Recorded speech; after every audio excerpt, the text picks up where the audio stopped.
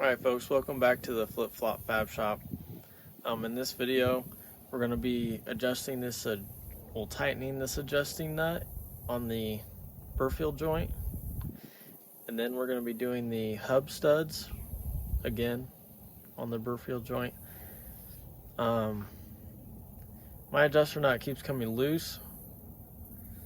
I kind of want that addressed before I drive it to Colorado.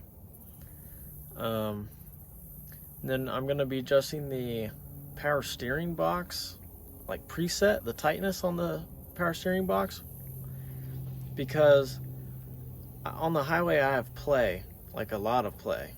It's a little uncomfortable.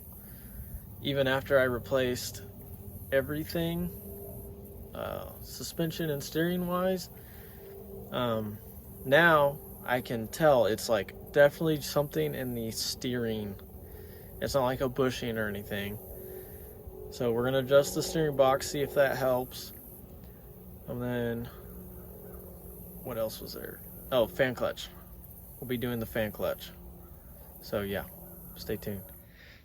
The cooling system is all candy now.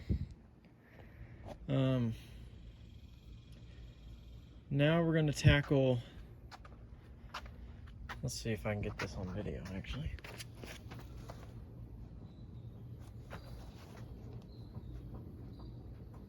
Okay. See how there's a little play? So we're going to tighten up this adjusting nut, and these studs are stripped. Don't ever use an impact on these. I did. I didn't think it was going to strip them, and it did. So, and there's debate on what you should torque these to. I guess the repair manual or something says 25 foot-pounds or 26 foot-pounds, but apparently that is not the case, and you only want to tighten these to 20. So all these are stripped out, so I'm going to replace them. So first step, just pull on this and see if it moves. If there's play, take your 21 millimeter, take your wheel off. You can probably do it with the wheel on, but it's a little harder. So I'm going to take this off and dust cap. Take your 12 millimeter, loosen all of these. Then you're going to take your brass hammer,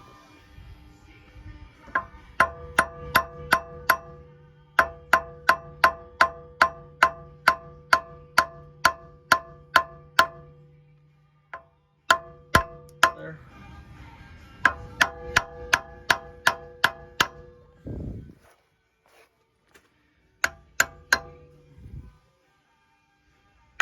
Alright, looks like all of those are loosened up.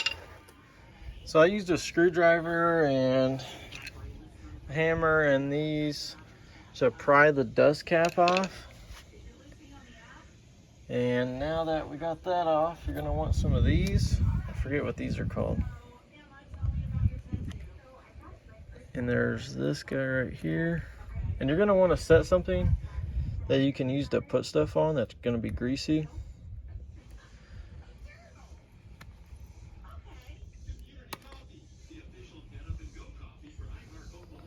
There's one.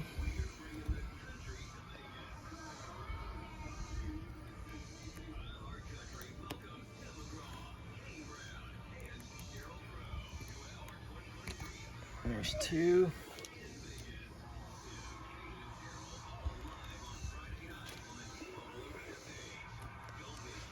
Now this should just come right off. So it's stuck on. No.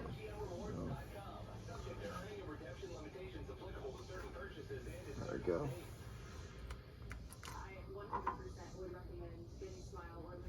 So you can see, this is the lock nut right here. Then there's that lock washer, which in order to adjust that, look at these. So in order to get the lock nut off, you need to take See how that's bent down? Bent down, bent down. Take your screwdriver and hammer on that to flip it back upright so you can get this lock nut off.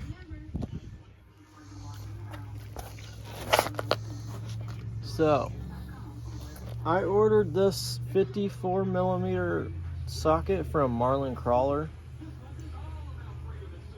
You can do this without having the socket, but I think this socket is pretty necessary in my opinion. I'll just pony up and buy it. Especially in an emergency situation, to have this in your truck on the side of the road is way better than having to use like screwdrivers to try to undo this thing. So the lock nut should be at 47 foot-pounds.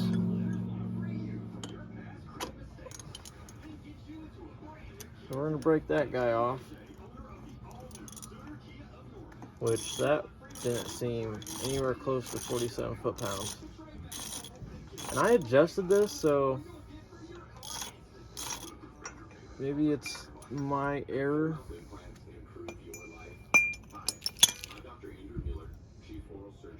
And this can be a pretty greasy job.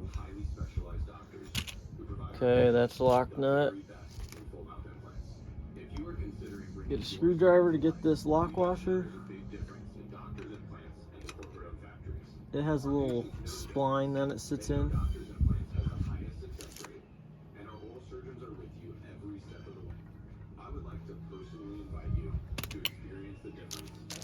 Okay. Now we're gonna back this adjusting nut off a little bit. That's not supposed to be tight. It's supposed to be tightened down to like 4 foot-pounds. But the process is kind of odd. You want to tighten it down to 47 foot-pounds.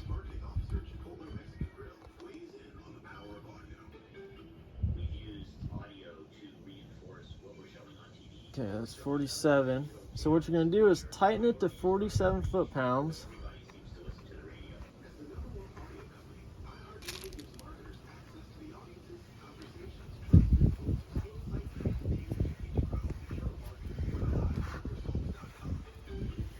Okay.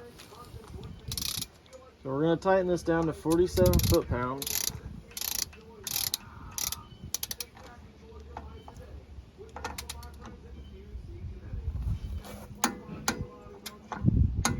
Okay. Now what you're going to do is spin the hub. It's kind of hard.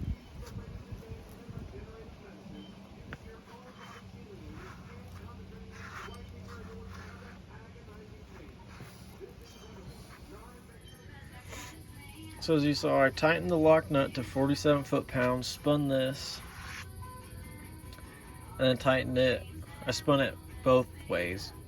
Then I tightened it back to 47 foot-pounds. Then I backed the nut off, spun this, and then now I have it, I tightened it back up just a little bit, where I think is pretty good. I guess the manual, you're supposed to use a fish scale, hook it to one of these studs and pull it, and it's supposed to be like 6 pounds or to 12 pounds of force to pull it. But I don't have one of those pull scales, so I'm just eyeballing it. That seems about like 12. So now I'm going to show you how to do the lock washer and lock nut.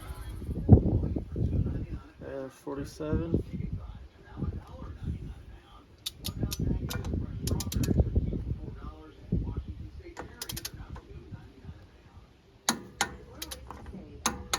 Okay.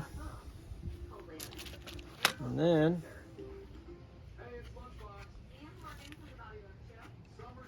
What I didn't do on this, which I remember, is I only bent the tabs outward to stay on the lock nut, but you're supposed to bend some forward, like inward, to lock the adjusting nut, and that's what I didn't do.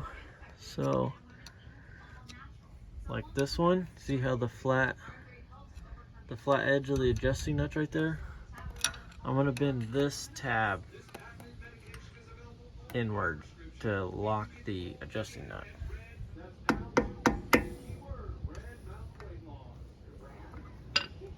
Now this one will lock the adjusting nut. So as you can see, I got this one facing out, that one facing out, that one facing in, that one facing in. I'll go ahead and bend that one some direction. Normally you would put your flange back on, then put your clips back on, and then your dust cap. But as you can see, these studs are not in good shape. So we're gonna go ahead and replace those. Here's the part number for these studs. If you're gonna do both front axles, you need 12 of them, 6 per side. And here's the nut you're going to need. And again, my washers and cone washers are fine. I'm just doing the studs and the nuts. Probably gonna use this big crescent wrench or some decent sized vice grips. I stuck this rag in there, just my screwdriver on the outside, just so I don't get a bunch of gunk, because you can see there's like some rust right there. We're gonna see how this goes. Studs are always fun doing. So, all right, so I broke these 3 loose. Let's see if we can get this one. There she goes. All right, I'm gonna be honest. I'm not too excited about how these guys came out. You can see right there, that first thread's kind of messed up. I'm probably going to put some anti-seize on here and thread those in, just because the threads aren't that great. I'm going to put anti-seize on there. And you don't have to torque them down when they go into the hub. So let's go ahead and do that.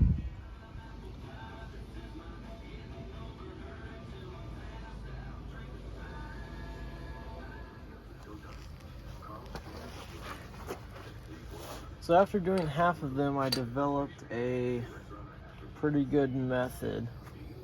And it's ridiculous how soft this stuff is. Like, I don't understand.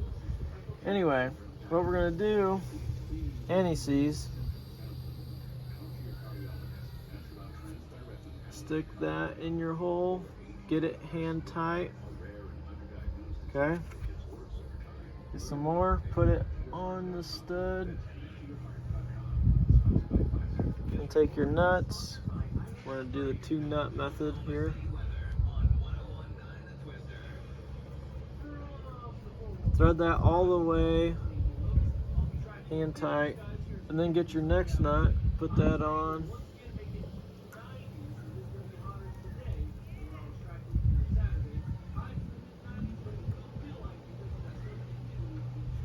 Okay, now get your 12 and do not put it on both nuts. Like, only put the socket on one nut. And then start tightening.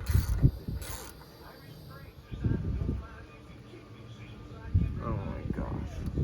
This is the dumbest thing.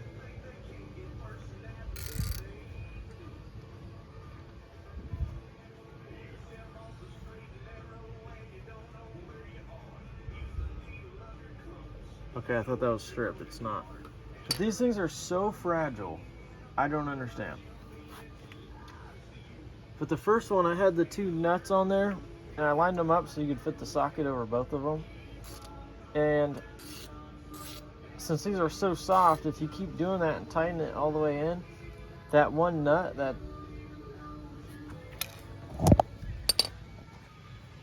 the nut that is super close right here just keeps tightening. And see that? It's ridiculous. These are like the softest studs I've ever seen in my life. Got all the studs on there. Now it's time to do the rest of the install here. First thing, the flange. You want to line up these like dowel things. Okay. Now, you can thread a bolt in here. I don't know what size, but I just use this. I forget what these things are called. I just use these, expand them, pull out, you can use a screwdriver too. Gosh. Alright. Now time for the clips.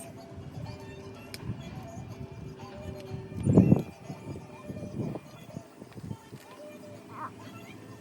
It's that screwdriver.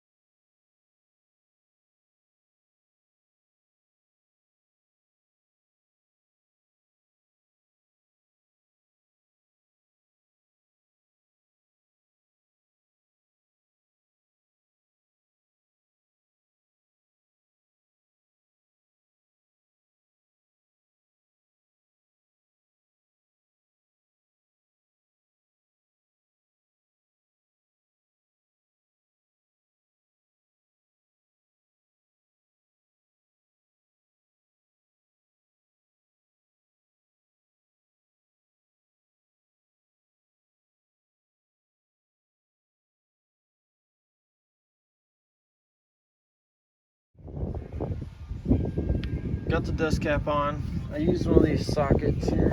Just put it on top. Put some anti-seize on these cone washers here. I'll show you how I'm going to tighten them.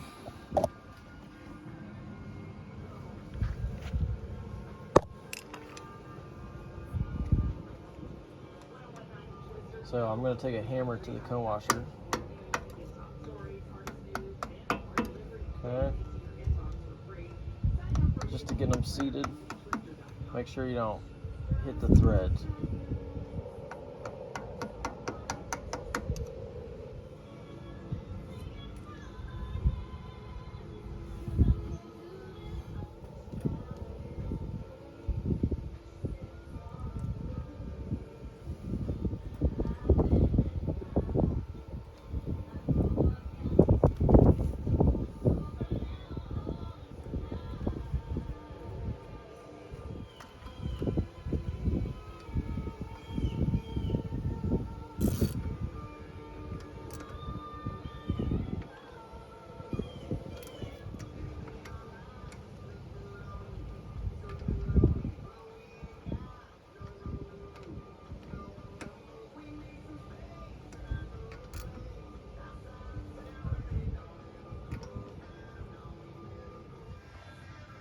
That's all she wrote right there.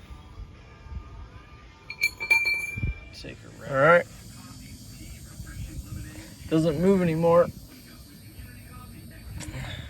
Turns out it's a little more complicated than I thought. I must have accidentally deleted a video clip here, but what I'm doing here is just adjusting the adjuster nut on the steering box for the steering sensitivity, because mine had a lot of play in it on the highway.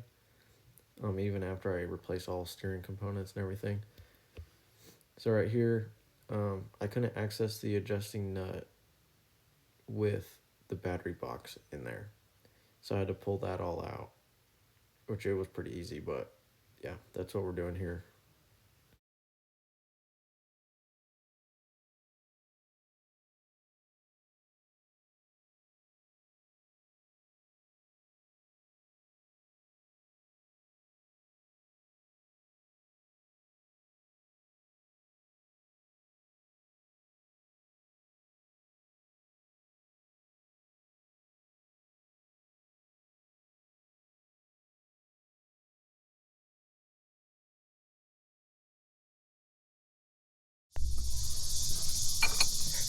Okay, and I have 3 extensions, a breaker bar, glasses, and gloves on because I'm afraid this rack is going to explode in my hand.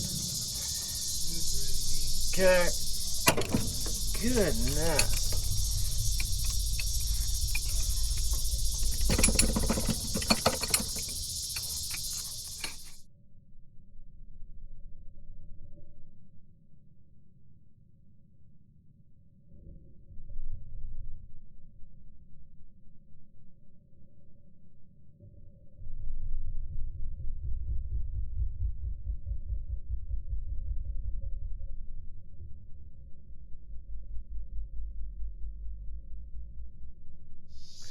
Alright, so I finally got it.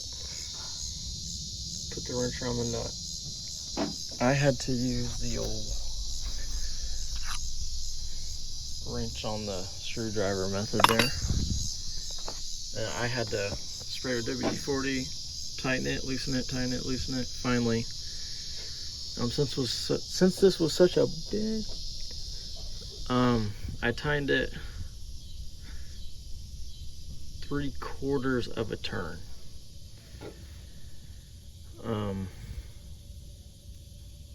Probably not recommended, but it's fine. We'll figure out if it's binding tomorrow on the way to work, I suppose. I'm gonna tighten that lock nut down, put my battery and tray back in. I guess it'd be a good idea to back it down the street, so we'll do that.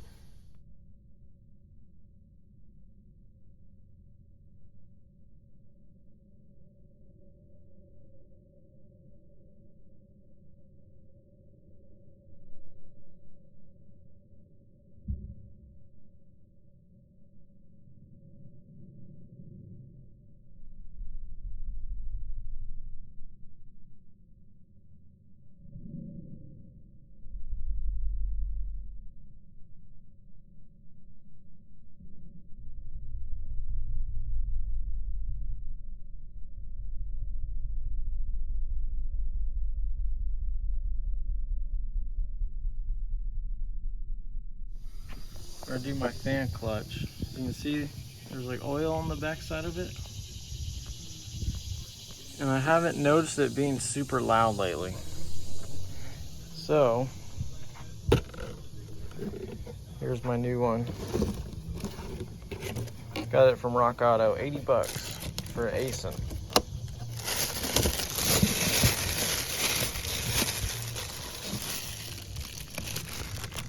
Don't think the part number's on here. No, but see that puppy? I'll get you the part number in a minute, but you want a 12, and you can just do one of these. I already broke mine loose, but just work those out. Be careful about the nipple here, because that's plastic, super brittle. These break all the time. So when you're using your right arm on these ones over here, just make sure you don't snap that. I'm not sure how to do this yet. Undo those. Probably have to take this fan shroud off when I get that loose. We'll push this forward and maybe pull it up. I'm not sure yet, but I'll let you know.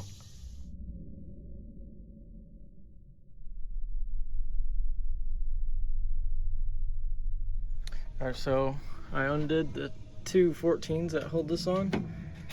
and had my dad pull it forward like this, and I grabbed the fan and just slid it right out.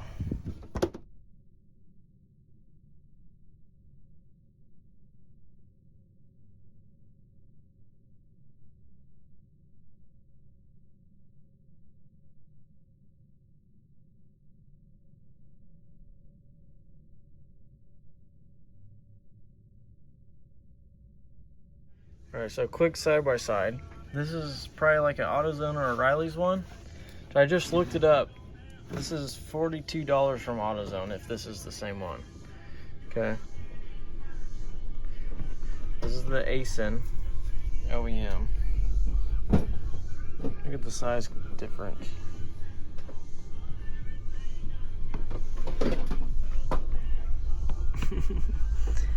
Even the diameter of it looks bigger. Pretty crazy.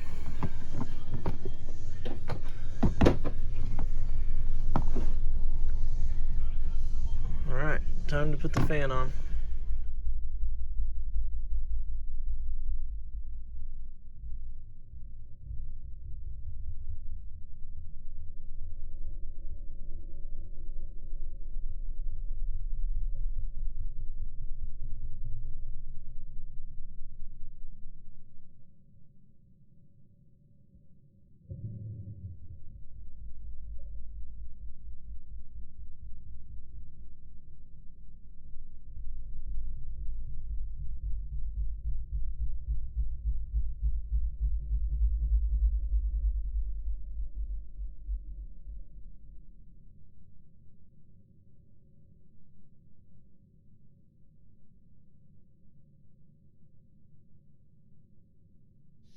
All right, new nuts are on.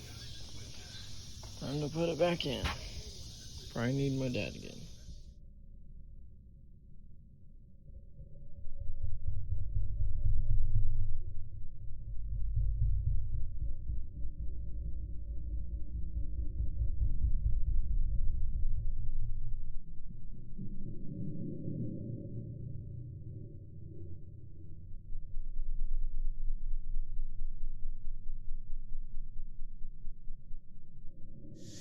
All right, folks. Took the Land Cruiser to Tahlequah, about a 180-mile drive there. Drove it there, drove around Tahlequah, drove it home flawlessly, averaged like 14.5 miles per gallon. Tires were amazing, but now driving it 600 miles to Colorado tomorrow. So, clean up the windows a little bit.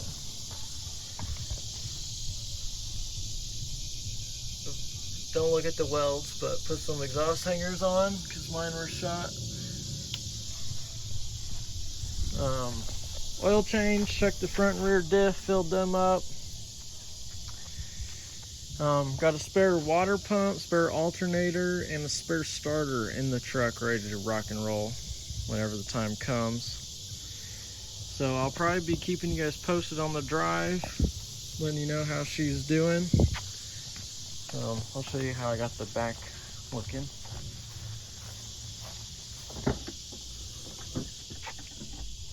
Got the spare right here.